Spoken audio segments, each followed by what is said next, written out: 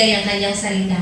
At nawa hindi lang ito para sa mga estudyante, para po ito sa ating lahat na maging katulad tayo ni Apostol Pablo na bagamat hindi perpekto at maraming kainaan despite ng mga achievements na narating niya, nagpatuloy siya sa kanyang takbuhin ng pananampalataya upang maitanghal ang ating Panginoon.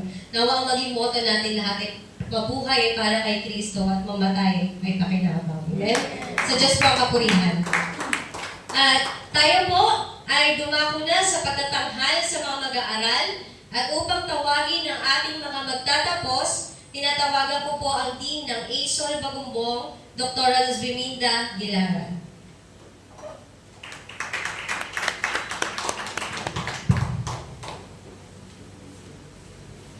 Ladies and gentlemen, bishops, our very own Bishop Dr. Jesus Roque, pastors, our distinguished guests, faculty, proud family, and friends and graduates. It is with great pride and honor that we present to you the graduating class of 2025 from ASOL. These remarkable individuals have worked tirelessly, shown resilience, and demonstrated excellence in the academic journey. By His grace, they have persevered, learned, and grown into amazing servants of God. Today, we celebrate not just their achievements, but also the dedication and passion that had brought them to this moment. As they step forward to receive their diplomas, let us applaud their hard work and the wonderful blessings and opportunities that lie ahead. Now it is my pleasure to introduce the graduates. Please stand up as I mention your degree. Master of Biblical Studies,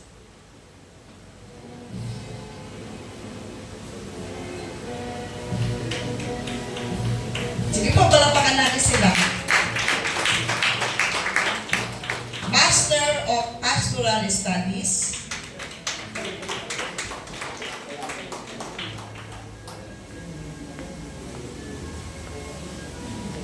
pwede po kayong tumayo. Napili po kayo ng yung mga tinawag mo po. Master of Pastoral Studies. Meron po 4. Wala po ba? Master of Divinity. Ito ang pinakamarami. 16. Doctor of Ministry. 5. Yan.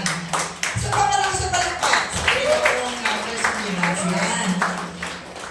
Congratulations to class 2025.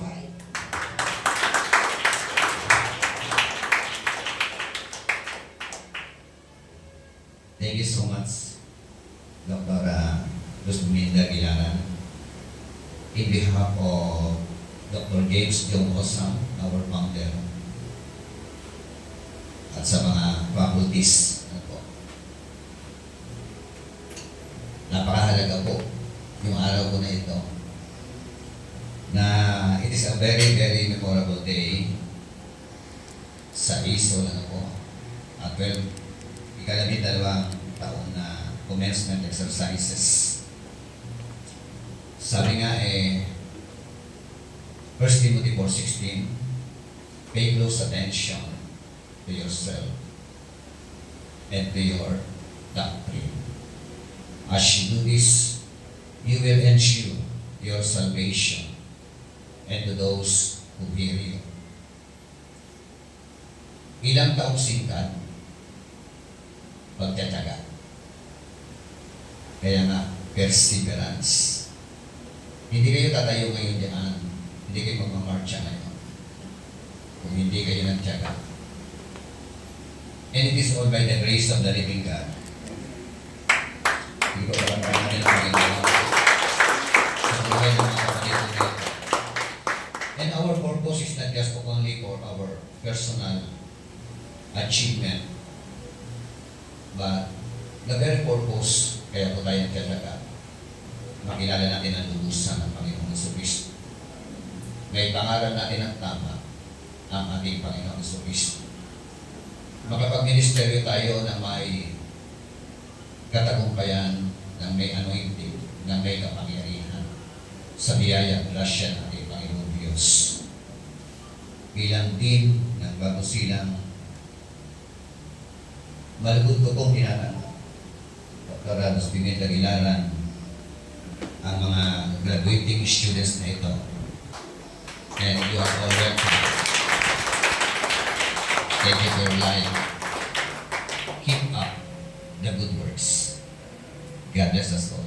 To God be the glory.